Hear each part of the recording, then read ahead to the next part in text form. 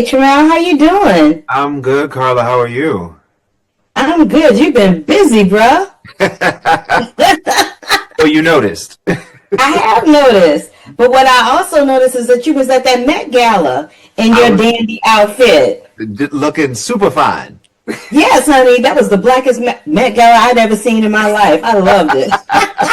And I loved your outfit. So I just Thank wanted to you. give you that homage right at the top. Well, I appreciate it. Um, When was the first time you screened a Mission Impossible film? And what was the first thing you said to yourself when you got the call that you were going to join the franchise? So, the first time I screened a Mission Impossible film, I had to been like 12 years old. So, it was very in the beginning, you know. Mhm.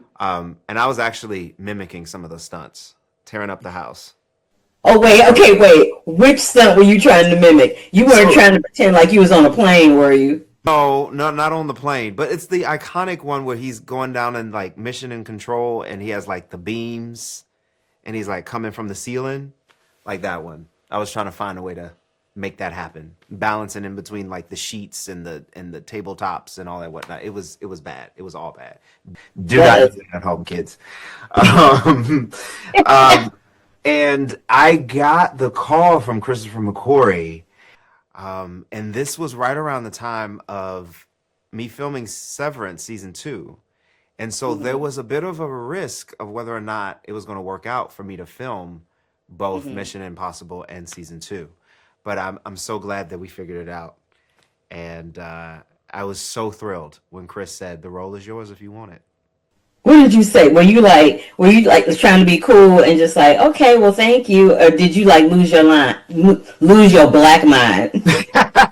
I actually Okay, did because there's a both. difference between losing your mind and losing your black mind. That's right. That's right. So I actually did both. So when I talked to him, of course, played it cool. I didn't give him an answer.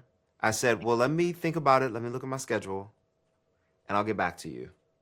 And then I closed my laptop because we were on Zoom. And then I lost my black mind. I love you for saying that. I love you so much for saying that. That is hysterical. Back to the Met Gala though thing. Mhm. You know, you're giving me on these red carpets. You're giving me Marvin Gaye Motown realness. Had you ever thought about pursuing a project that was centered around Marvin Gaye? I mean, I love Marvin Gaye.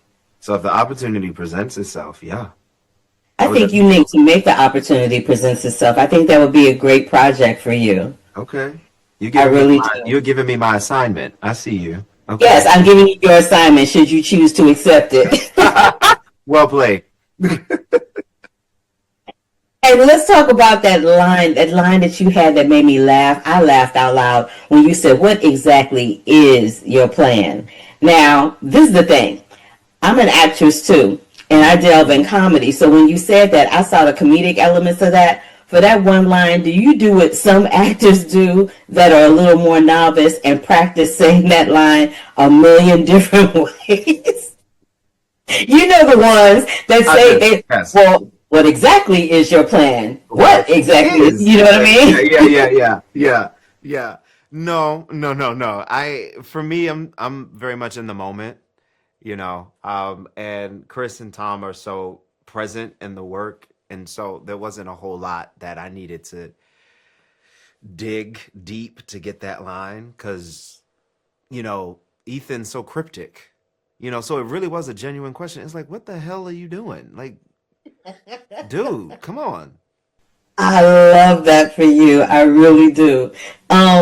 What else? Oh, the last thing I want to ask you is there have been a handful of actors of color, specifically black, in this franchise, and you are one of the two black men that's actually had some weight, other than Ving Rhames, who's been in all of the all five of them. I think he's done five of them. So, what does that mean for you, being a person of color in this franchise? Because it's a franchise that goes all the way back to the TV show Right. Yeah. Yeah. Yeah. Yeah. with Philip Morris. Right. Right. That it's tough, right? Because it's so important that we have these opportunities. to tell these stories, and we also have the opportunity to tell it in the right way. I feel that it's been my duty as much as I can to bring honor and respect to my community and to my household, right? Because I grew up in the mindset that, you know, when you walk out of the home, you are representing, you know, your family. And so any role that I take on, I wanted to make sure that it is in honor of and of service to the community and to my people as a whole. And I hope that this movie, or the presence of people, specifically Black, in these roles in positions of power in these action films, I hope they continue, and I hope it does not stop. Well, it won't stop as long as we have actors like you on the case. Trammel, thank you so much for giving me a slice of your time today. It's much appreciated. Thank you. Grateful. Such a pleasure. I wish you love, peace, and hair grease. Love, peace, and hair grease, y'all.